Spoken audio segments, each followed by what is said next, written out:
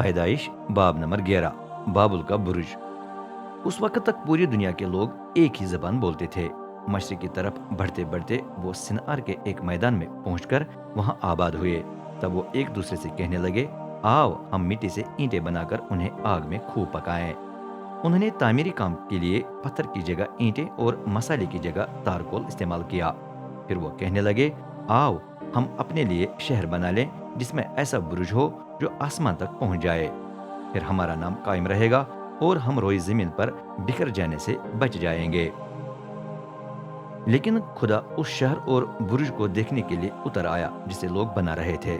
خدا نے کہا، یہ لوگ ایک ہی قوم ہے اور ایک ہی زبان بولتے ہیں، اور یہ صرف اس کا آغاز ہے جو وہ کرنا چاہتے ہیں۔ اب سے جو بھی وہ مل کر کرنا چاہیں گے اس سے انہیں روکا نہیں جا سکے گا۔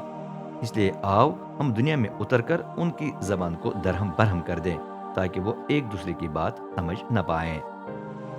اس طریقے سے خدا نے انہیں تمام روئی زمین پر منتشر کر دیا اور شہر کی تعمیر رک گئی۔ اس لیے شہر کا نام بابل یعنی ابتری ٹھہرا، کیونکہ خدا نے وہاں تمام لوگوں کی زبان کو درہم برہم کر کے انہیں تمام روئی زمین پر منتشر کر دیا۔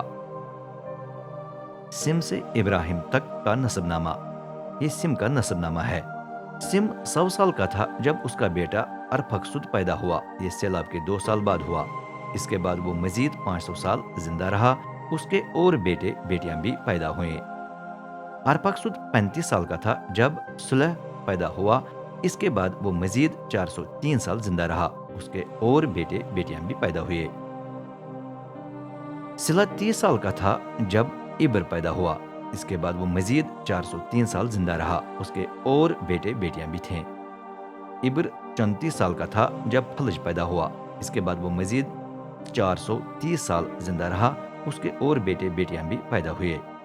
فلج 30 سال کا تھا جب رعو پیدا ہوا۔ اس کے بعد وہ مزید 209 سال زندہ رہا۔ اس کے اور بیٹے بیٹیاں بھی پیدا ہوئے۔ رعو 32 سال کا تھا جب سروج پیدا ہوا۔ اس کے بعد وہ مزید 207 سال زندہ رہا۔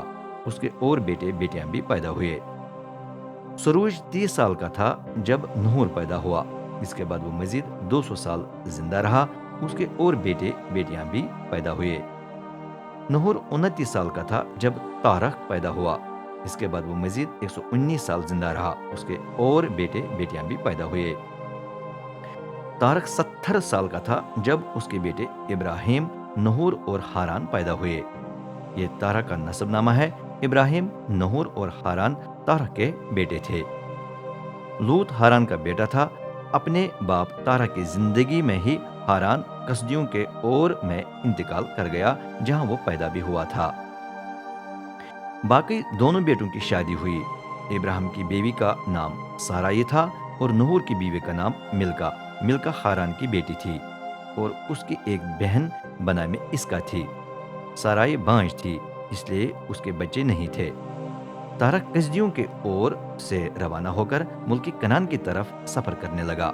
اس کے ساتھ اس کا بیٹا ابراہیم، اس کا پوتا لوط یعنی ہاران کا بیٹا اور اس کی بہو سارائی تھے۔